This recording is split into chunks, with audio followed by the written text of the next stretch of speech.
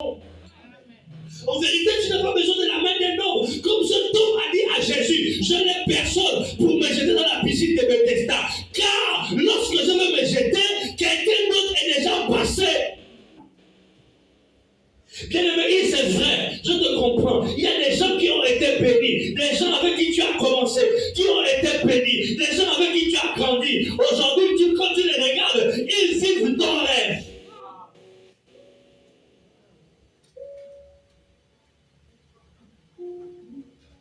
Tu les regardes comme au cinéma, comme à la télé, tu dis, oh, mais ça c'est mon rêve.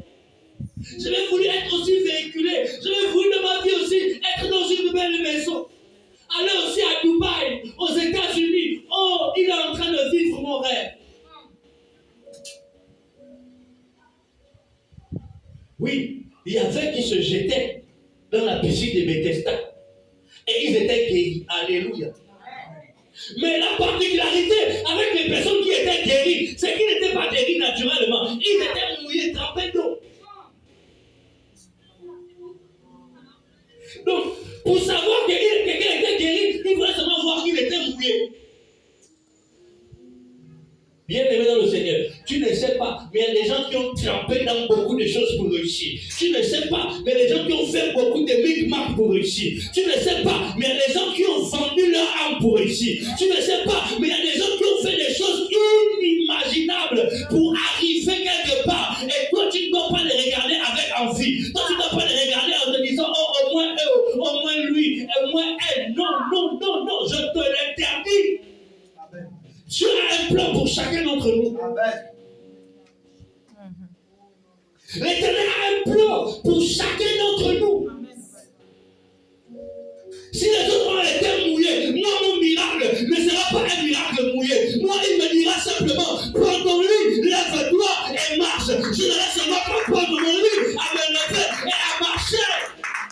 Et ce matin je déclare et je prophétise, prends ton lit et marche. Prends ton lit et marche. Marche vers ton miracle. Marche vers ta destinée prophétique. Marche vers ta guérison. Marche vers ton succès. Marche vers ton élévation. Marche vers ta victoire.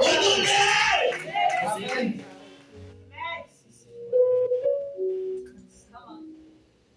Tu n'as pas besoin des artifices, des artefacts. Tu n'as pas besoin des symboles ou des choses. Tu n'as pas besoin d'un jujuba. Tu n'as pas besoin d'un guigui. Tu n'as pas besoin d'un crâne dans ta maison. Tu n'as pas besoin, bien aimé, d'aller vendre ton corps pour réussir. Tu n'as pas besoin de te corrompre et de te compromettre. Tu as juste besoin d'entendre la voix qui te dit lève-toi.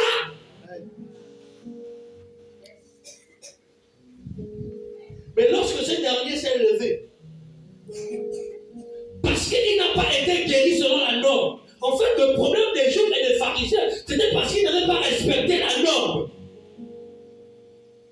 Comme aujourd'hui, pour réussir, il faut avoir un tonton qui te pistonne. Il faut avoir une tante qui te pistonne. Il faut avoir un parent quelque part au gouvernement. Il faut avoir un ami, une connaissance quelque part dans une société pour que tu puisses travailler, pour que tu puisses réussir, pour que tu puisses avoir un poste budgétaire. Il faut qu'on te pistonne. Ou il faut être devenu maçon. Être dans une loge, dans une appartenance. De manière à ce qu'entre frères et entre camarades, on puisse te rendre certains services.